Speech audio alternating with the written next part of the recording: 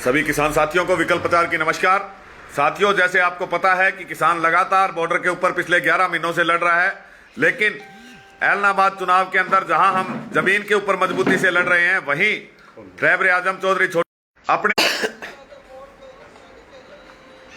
बंद करते मोटर। तो साथियों, ये चुनाव बहुत इंपॉर्टेंट है और यहां किसानों का सीधा मुकाबला बीजेपी के साथ है, क्योंकि जो 3 उम्मीदवार उतरे हुए हैं, तीनों डायरेक्ट या इनडायरेक्ट रूप से बीजेपी के साथ जुड़े हुए हैं। यदि बात करें सबसे पहले हम पवन बेनीवाल की, जो 2 महीने पहले तक ट्रैक्टर यात्रा निकाल रहे थे तीनों काले कानूनों के समर्थन में, मोदी जी का गुणगान कर रहे थे, गारंटी दे रहे थे तीनों काले कानून जो है वो किसानों के समर्थन में।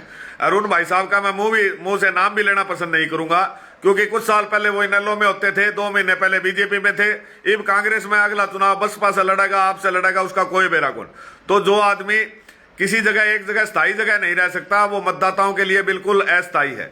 और उनके बारे में अभय सिंह ने बयान भी दे दिया है कि हम दोनों भाई मिलकर कब्जा किया था। इस्तीफा देने के साथ साथ अभय सिंह जी, आपने ये भी कहा था कि जब तक तीनों काले कानून वापस नहीं होते, जब तक एमएसपी गारंटी कानून नहीं बनता, तब तक मैं जनप्रतिनिधि का चुनाव नहीं लड़ूंगा। यदि अभय सत्य था तो अभय को अपने वचनों पर कायम रहना चाहिए था। दूसरी पार्टी को चैलेंज करना चाहिए था कि हम किसानों के समर्थन में चुनाव नहीं लड़ेंगे। यदि कोई पार्टी चुनाव लड़ेगी तो साथियों, ये चुनाव जो है ये पूरी तरह से किसान वर्सेस बीजेपी है, क्योंकि अभय सिंह चौटाला भी 2014 से लेकर 2019 तक खट्टर की गोद में बैठे हुए थे। जब हम रूपावास में धरना चला रहे थे तो वहां किसानों को धमकाया गया कि आपको कोई दिक्कत थी तो मेरी कोठी पर आकर हाजिरी मारनी चाहिए थी। मैं खट्टर ने कहता, खट्टर दूसरे दिन काम कर देता। यानी इन तीनों की मिली भगत है। और दूसरी तरफ इनकी जींद की रैली देख लीजिए। अभी जो जींद की रैली हुई, जींद की रैली में कौन आया हुआ था? केसी त्यागी, जो कि नीतीश यादव बिहार के मुख्यमंत्री जी के पार्टी के महासचिव है, जो पार्टी बीजेपी के साथ गठबंधन में है। प्रकाश सिंह बादल, जिनका कि पूरे पंजाब में किसान विरोधी होने के कारण विरोध हो रहा है, वो प्रकाश सिंह बादल उस स्टेज के ऊपर मौजूद थे। फारूक अब्दुल्ला, जो नेचुरल अलायंस बीजेपी का जिनके साथ हमेशा रहा है, वो फारूक अब्दुल्ला जी उस स्टेज के ऊपर मौजूद थे। और बीजेपी के हरियाणा के नेता वीरेंद्र सिंह, जो सांसद और मंत्री रह चुके, वो उस स्टेज पे आए। यानी कि निश्चित तौर पर बीजेपी, यदि इन तीनों में से कोई भी आदमी जीतता है तो जीत किसान की ना होकर बीजेपी की होगी। ये तो निश्चित तौर पर बीजेपी के उम्मीदवार है। लेकिन आज जहां हम किसानों की 700 से ऊर शहादतें बॉर्डरों पर दे चुके हैं, और मेरे सिरसा के किसान साथी जो विशेष तौर पर देख रहे हैं कि मैं पहले से लेकर आखिरी तक आपको बताऊंगा कितने कार्य किए, आप सबको पता है। कोई भी एक भी कैंडिडेट यदि उनके 5% कामों की ये कहता है कि मैंने किए हुए हैं, वादे तो बहुत करते हैं, उसी समय मैं आपके कहने पर उसके समर्थन में बैठ जाऊंगा। 2007 को सरकारी नौकरी त्याग कर पूरा जीवन किसानी संघर्ष में लगाया। आज 15 साल में सिरसा के अंदर कहीं भी नहर में फसल में दिक्कत आए, टेल पर दिक्कत आए, बीज में दिक्कत आए, सरकार के साथ संघर्ष की बात हो तो वहां कोई राजनेता नहीं मिलता है। वहां आपको अखिल भारतीय स्वामीनाथन संघर्ष समिति का संगठन आपके लिए लड़ाई लड़ता है। हर लड़ाइयों का एक एक विवरण दें तो 2015 के अंदर चोपटा क्षेत्र जो ऐलनाबाद के अंदर है, वहां नकली ट्यूबवेल घोटाला हुआ। किसानों को बिना बिल थमाए हुए ट्यूबवेल लगा दिए गए और उनके ऊपर 420 का पर्चा दर्ज करके उनकी जमानत तक होने तक के हालात नहीं थे। तब लगातार 22 दिन हमने धरना देकर न केवल चोपटा क्षेत्र के बल्कि पूरे हरियाणा के 900 करोड़ के ट्यूबवेल घोटाले को उजागर किया और किसानों को जेल जाने के बचाने के साथ साथ उन ट्यूबवेल कनेक्शनों को रेगुलर कराने का काम किया। किसान के लिए पानी सबसे महत्वपूर्ण होता है। इसी प्रकार 2016 में जब सफेद मक्खी से पूरे हरियाणा की फसलें खराब हो गई थी, तब सिरसा के डीसी कार्यालय में लगातार 35 दिन धरना लगाया और 7,500 रुपए प्रति एकड़ के हिसाब से 5 एकड़ तक का 950 करोड़ रुपए पूरे हरियाणा के किसानों को मुआवजा दिलाने का काम किया। इसी प्रकार 2017 में हमारी फसल फिर खराब हुई, जिसका बीमा था। लेकिन 50 दिन धरना चलाने के बाद जब मुख्यमंत्री हाँ भरने के बाद मुकर गए 170 करोड़ रुपए बीमा क्लेम के लिए, तो आपका ये भाई अपने 4 साथियों के साथ रूपावास की पानी की टंकी के ऊपर 5 दिन और 5 रात चढ़ा, जिसमें यह पता नहीं था कि कब मौत आ सकती है, कब सरकार गोली मार सकती है, कब हमें गिरा सकती है। उस 170 करोड़ के 340 करोड़ के रूप में बीमा क्लेम पूरे भारतवर्ष में सबसे अधिक दिलवाने का काम हमने किया। इसी प्रकार 2018, 2019, 2020 का आप देखें, 2018, 2019, 2020 के बीमा आंदोलन में सबसे ज्यादा बीमा फिर से सरसा जिला को हमने आंदोलन करके 40-40, 50-50 दिन आंदोलन करके लगभग 1,000 करोड़ रुपया सरसा के किसानों को दिलाया। इसी प्रकार पहले सरसों, मूंगफली, बाजरा और चने की फसल कोड़ी के भाव बिकती थी, उसके लिए लगातार 2017 के अंदर हमने 24 दिन धरना चलाया। आमरण अनशन पर बैठे और मनोहर लाल खट्टर को झुककर हरियाणा के अंदर ये जो जिसके कारण कि आज हमें फसलों के अच्छे भाव मिल रहे हैं। यदि ये फसलें सरकारी खरीद पर नहीं शुरू होती तो आज भी सरसों का भाव आपको उसी पुराने भाव के ऊपर मिलता जिस प्रकार 1000 रुपए कम लिया जाता था। तो इस प्रकार ये एक बहुत बड़ा आंदोलन था जिससे पूरे हरियाणा के किसानों को 7000 करोड़ रुपए का फायदा हुआ। इसी प्रकार साथियों, किसान के लिए सबसे बड़ी समस्या टेल के पानी की होती है। आप चाहे मामला गिगोरानी नहर का देख लीजिए, चाहे बेहरवाड़ा खुर्द की नहर का देख लीजिए। जिन खेतों ने कभी पानी नहीं देखा था 30-30, 40-40 सालों से, उनके ऊपर जल सत्याग्रह करके सरकार से लिखित समझौता लिया। जिस गुसाइना, खेड़ी, रजपुरिया और जो 15 लगते हुए गांव थे जिनकी फसलों का काम नहीं आता था, पानी की बारी लगाने किसान नहीं जाता था क्योंकि पानी नहीं आता था, आज वहां फसलें लहला रही है। किसान के लिए पानी की जीत सबसे बड़ी जीत होती है। उस जीत में ना बीजेपी मौजूद थी, ना कांग्रेस मौजूद थी, ना इनेलो मौजूद थी, कोई हालचाल पूछने नहीं आया। वहां अगर आपके साथ कोई खड़ा था तो विकल्प प्रचार खड़ा था, अखिल भारतीय स्वामीनाथन संघर्ष समिति खड़ी थी। इसी प्रकार टीकरी बॉर्डर पर आंदोलन अनेक हुए, छोटे बड़े आंदोलन गिनाने की जरूरत नहीं है। चाहे वो बीज का मामला हो, चाहे वो किसान का बीटी बैंगन का मामला हो, हर मामले में किसान को जीत दिलाई। उसके बाद जब दिल्ली में आंदोलन छिड़ा, अभी भी फसल खराब हुई थी हमारी नरमे की, तो उसकी स्पेशल गिरदावरी का आंदोलन चलाकर पूरे हरियाणा में स्पेशल गिरदावरी के आदेश करवाने का काम हमने किया। इसी प्रकार साथियों, दिल्ली के अंदर आंदोलन हुआ, 26 नवंबर के बाद आज घर लौटा हूं। पूरे 10 महीने जहां बाकी नेता होटलों में या दूसरी जगह में रहते थे, टीकरी बॉर्डर के ऊपर, रोड के ऊपर सबसे आगे सोए, गोलियों के आगे सबसे आगे, जब वहां खतरा सबसे ज्यादा था वहीं रहे, वहीं सोए। और कहा भी सबसे पहले मैंने ही था कि या खबर खास आएगी या मां तेरे बेटे की लाश आएगी। लेकिन अब चुनाव के अंदर भी बीजेपी के खिलाफ चुनाव लड़ना क्यों जरूरी था? बीजेपी हमारी जमीन के ऊपर, हमारी खेती के ऊपर चोट कर रही है, तो उनकी जमीन और उनकी खेती है राज सत्ता, विधानसभा की सीटें, लोकसभा की सीटें। जब तक रहबर आजम चौधरी छोटूराम, चौधरी चरण सिंह और चौधरी देवीलाल की तरह उसके ऊपर हमला नहीं किया जाएगा, ये किसानों की बात नहीं सुनेंगे। इनको हरा के अगर हम कांग्रेस को भी सत्ता में ले आते हैं तो क्या गारंटी है कांग्रेस एमएसपी गारंटी कानून बना देगी? क्या गारंटी है स्वामीनाथन रिपोर्ट लगा देगी? क्या गारंटी है कि वो नए कानून नहीं बनाएगी हमारे खिलाफ? हम उनके खिलाफ फिर धरनों पर बैठेंगे। तो साथियों, जब तक छोटू राम की सोच के अनुसार ये मिशन ऐलनाबाद से ऐसा नहीं है विकल्प प्रचार विधायक बन गया तो बहुत बड़ा फर्क आ जाएगा। फर्क इसलिए आ जाएगा क्योंकि अगर ऐलनाबाद से हम चुनाव जीतते हैं तो हम हमारे पंजाब के साथियों को मजबूर करेंगे कि फरवरी के चुनाव में आप 120 की 20 सीटों पर किसान कैंडिडेट उतारिए। हम उत्तर प्रदेश में मजबूर करेंगे उत्तर प्रदेश के किसान संगठनों को कि ऐलनाबाद के किसानों ने क्लियर संदेश दिया है कि अब सत्ता जो है उसके ऊपर किसान राज करेगा और किसान उस सत्ता को कब्जाएगा। उत्तर प्रदेश, उत्तराखंड, गोवा और पंजाब के चुनाव तो फरवरी 22 के अंदर है। और दूसरी बात, राजनीतिक दलों के भरोसे की बात, तो आपको याद होगा पश्चिम बंगाल का चुनाव, जब पूरा संयुक्त किसान मोर्चा जो है बंगाल में गया, जिसमें मैं भी शामिल था, मेरे साथी प्रदीप धनखड़ जी, शमशेर सोनीपत जी, छिल्लर साहब, शमशेर सोनीपत जी, हमारे संदीप शास्त्री जी, उत्तर भारत के सबसे बड़े दलित किसान मजदूर नेता, हम सभी गए। ममता ने हमसे कहा था कि अगर बीजेपी हारती है, मेरी सत्ता बनती है, बंगाल से 1 लाख किसान बॉर्डरों पर आएंगे। आज उस बात तो साथियों, इसलिए हम इन लोगों का भरोसा नहीं कर सकते। एक सांपनाथ है, एक नागनाथ है। अगर किसानों ने वाकई 2024 के अंदर लोकसभा के ऊपर, सांसद के ऊपर कब्जा करना है तो उसकी पहली कड़ी ऐलनाबाद चुनाव है। आप चाहे पूरे भारतवर्ष कहीं से भी ये वीडियो देख रहे हैं, आपसे अनुरोध है, जितनी आपकी जानकारी रिश्तेदारी ऐलनाबाद के अंदर है, ऐलनाबाद के अंदर 27 तक प्रचार है, आप ऐलनाबाद के अंदर आए और किसानों के पक्ष में प्रचार करें ताकि हम ये चुनाव जीतकर एक नई भारत लिखने का काम करें। हमने तो 2019 में चुनाव लड़ा था, तब भी किसानों को कहा था कि मुझे चाहे चुनाव हरवा दो, जितवा दो। अगर चुनाव में हार भी गया तो मैं तो जमीन का खिलाड़ी हूं, संघर्ष का साथी हूं। मैं तो हारने के बाद भी शर्म नहीं करूंगा और आपके लिए संघर्ष करता मिलूंगा। उसके बाद 2019 का बीमा क्लेम दिलवाया, 20 का बीमा क्लेम दिलवाया, आंदोलन में लगातार रहे।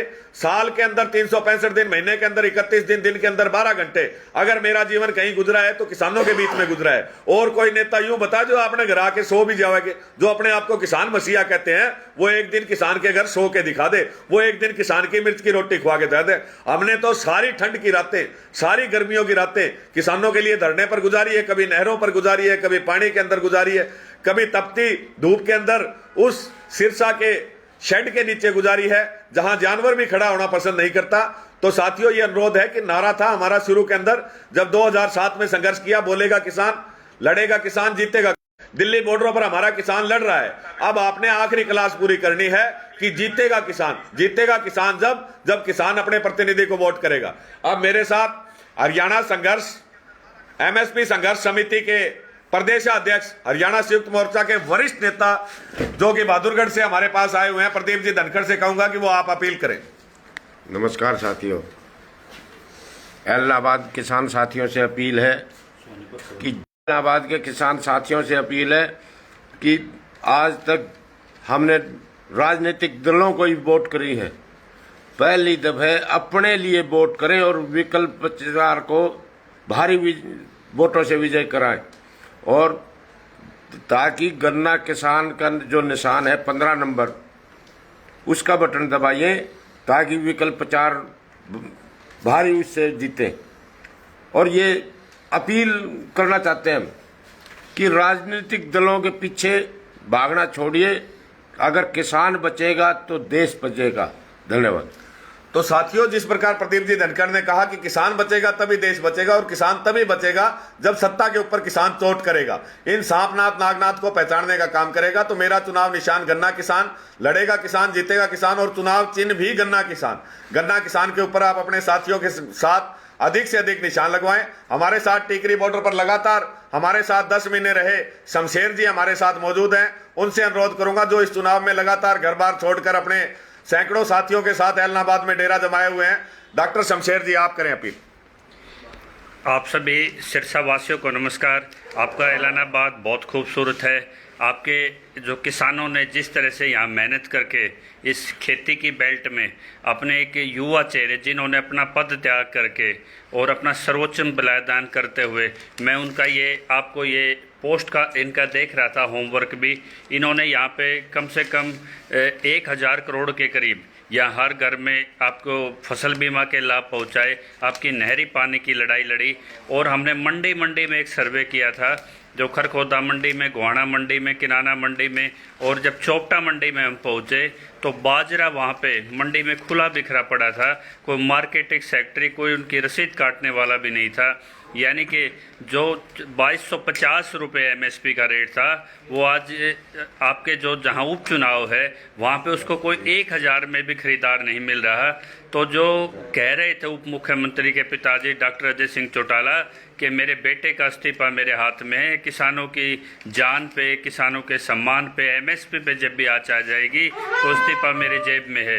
तो कहाँ गया इस्तीफा, वो कहाँ गए वो अब चौटाला वो। और ये जो जितने भी पार्टियों के सदस्य खड़े हैं, चाहे वो कांग्रेस के हैं, चाहे वो अलग जो यहाँ पे प्रत्याशी हैं, बेनीवाल साहब हैं, मैं सबसे पूछना चाहता हूँ कि उधार अगर तीनों कैंडिडेटों में कोई भी राजनेता इस सीट से जीत से जाता है, ये किसानों की हार होगी। और यदि किसान की हाजिरी यहाँ पे आप एक किसान साथी को, जो हमेशा जब भी आपके एरिया में कोई समस्या पड़ती है, दरी पे बैठने का समय होता है, टंकी पे चढ़ने का समय होता है, नहरों पे आंदोलन की ज़रूरत होती है, इन छत्रपों में से कोई निकल के नहीं आता, तब आपको विकल्प प्रचार की याद आती है। हमने 18 गाँव का यहाँ पे एक सर्वे करके देखा, यहाँ पे 7-8 साल का बच्चा भी विकल्प प्रचार को पहचानता है। वो 104 साल का बुजुर्ग भी विकल्प प्रचार को पहचानता है। यानी कि प्यार, सम्मान, एक विशेष इज्जत हर किसान के, मजदूर के लिए इनके एक तड़फ है। और जो खुद को मस्त हाथी समझते हैं, उनकी सूंड में सुई घुस, ये चींटी सुई बन के घुस चुकी है। यानी कि अंदरूनी तौर पे यहाँ पे जिस तरह से मन बना लिया है लोगों ने कि अब की बार आंदोलन के चलते हुए, आंदोलन से समय निकाल के जब हमने यहाँ मंडियों का दौरा किया तो हमने यहाँ पाया कि लोग यहाँ एक बदलाव चाहते हैं। लोग डरे सहमे जरूर हुए हैं, क्योंकि इनकी गुंडागर्दी तीनों नेताओं की चरम पे रही है। लोग खुल के नहीं बल्कि बोल रहे, लेकिन जब भी इनका किसान बेटा इनके पास है तो एक दर्द देखा जब भी हमने, जिन्होंने चाय पानी जहाँ भी मौका मिला, कि भाई हम एक बार इनकी खुल के मदद नहीं कर पाए, हमें भ्रमित किया गया था। अब की बार हम सारी कसर निकाल देंगे और विकल्प प्रचार को हम वो सपोर्ट देंगे जिससे पूरे देश में और हरियाणा में एक बहुत बड़ा मैसेज जाएगा। जब MSP आपके उपचुनाव में सिरसा की मंडियों में नहीं मिल रही, तो कहाँ गए आपके वो जो किसान हितैषी चेहरे।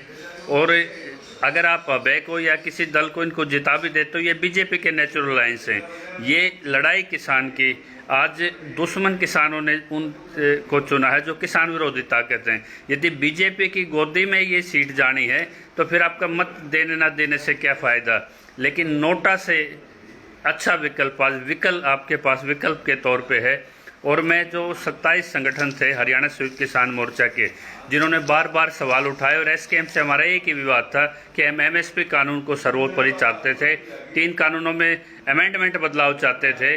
और यदि इस चीज़ पे अगर कोई छोटा मोटा मतभेद भी रहा तो जो हरियाणा एसकेएम के साथी, जो खाप वरिष्ठ सदस्य हमारे साथ, जिन्होंने एक हरियाणा का कैडर बनाया, आज वो समय है जहाँ भी आपका मेरा व्लॉग संदेश आप तक पहुँच रहा है, वो साथी यहाँ पे चाहे अपना एक दिन का समय निकाल के आएँ, जो किसान आंदोलन को मजबूत चाहते हैं कि पूरे देश में उपचुनाव में ऐलानाबाद से ये मैसेज आए कि किसान के लिए आज उसका मुद्दा आज भी जिंदा है। और किसान आंदोलन के नाम पे जो इस्तीफे की झूठ बोल रहे थे, आज उन्होंने थोड़े ही समय में अपना चेहरा उजागर कर दिया।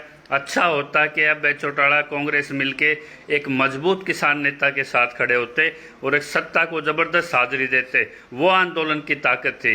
यदि किसान नेता जीतता है तो आंदोलन जीतेगा। और बहुत से सदस्यों के एसकेएम से भी चुपचाप हमारे पास फ़ोन आ रहे हैं, शुभकामनाएं आ रही हैं। तो अब ये पर्दे के पीछे का खेल ख़त्म कीजिए। जिस तरह से विकल्प प्रचार पे यहाँ कुछ गुंडों ने इनके पोस्टर फाड़े, गाड़ी पे हमला किया, तुरंत एसकेएम में प्रस्ताव पास हुआ कि विकल्प प्रचार पे आँच नहीं आने देंगे। वो हमारा किसान नेता और गांव बिल्कुल एक एक यहाँ पे किसान इनका सुरक्षा प्रहरी है। जिस गांव में बीजेपी वाले आर्मी लेके जाते हैं, छावनी बना के जाते हैं, लेकिन आज देखिए विकल्प प्रचार के साथ उसके वो साथी आते हैं निकल के जिन्होंने आंदोलन लड़े हैं। यानी कि एक आंदोलनकारी के साथ दूसरा आंदोलनकारी है जो लोकतंत्र को बचाने वाले हैं। हमारे जैसे युवा साथी दलित नेता शास्त्री जी हैं, तो एक नेता के साथ तो किसी से भी किसी टाइम मिल सकता है वो, और एक से मिलने के लिए भी आपको आर्मी की ज़रूरत है। यहाँ एक एक वोट पे 15-15 हज़ार करोड़ों रुपए का यहाँ खेल खेला जा रहा है। ये ऐलानाबाद का अपमान है। और यहाँ युवाओं में देखा हमने चिट्टे का, नशे का, यहाँ की युवा पीढ़ी लगभग पंजाब से भी बुरी तरह बर्बाद हो चुकी है। यदि इन्होंने इन छत्रपों का राज नहीं बदला तो यहाँ पे नशा इतना ज़बरदस्त फैलेगा। जैसे यहाँ 15 गाँव सेम से बर्बाद हो गए, जो हमारे इनके एक उम्मीदवार के आसपास का एरिया है, जो आज इन्होंने प्रत्याशी रखा है कांग्रेस ने, 9-10 एकड़ में सेमग्रस्त से बर्बाद फसलें हैं। इसी तरह से इस एरिया का युवा बर्बाद हो जाएगा, यहाँ खेती का नाश हो जाएगा। यदि आज भी आपने अपने खेती पे खड़े होने वाले सवाल के उस लड़के का साथ नहीं दिया, वरना कोई भी पढ़ा लिखा लड़का आगे किसान की उंगली, किसान के संघर्ष में सामने नहीं आएगा। यदि विकल्प को इस समय आप मुखर होकर साथ नहीं देते, तो जो भी हरियाणा में इसको सुन रहे हैं, चाहे वो आपके वीरेंद्र हुड्डा हैं, जसपाल भट्टी हैं, चाहे अपने आपके ऐलानाबाद से हमारा युवा साथी मनदीप हैं, जो भी साथी हैं करनाल से जितने भी हैं, आप सारे जुट जाइए और एक खुले मन से, अगर आज एक किसान नेता जीतता है तो हजारों किसान नेताओं को एक रास्ता खुलता है। और यदि आप आज भी ये दिखाते हो कि आप कहने को किसान नेता हैं लेकिन कहीं बाजारी ताकतों के आगे, राजनीतिक ताकतों के आगे ही काम करोगे, तो कोई किसान नेता भी